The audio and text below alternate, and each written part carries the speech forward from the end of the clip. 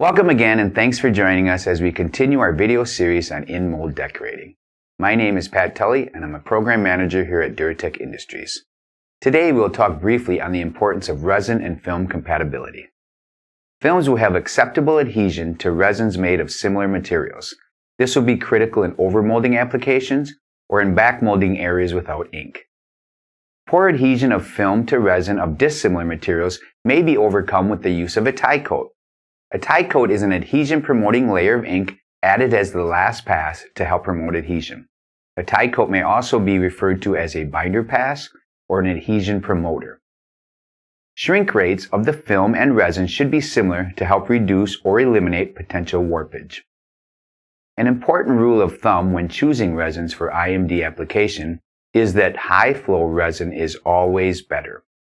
A higher flow will decrease shear and reduce the chance of gate wash. Speaking of gate wash, glass-filled resins or any additive that will inhibit flow should be avoided in second surface applications. A laminate construction may be an option in these applications to allow the use of an IMD insert.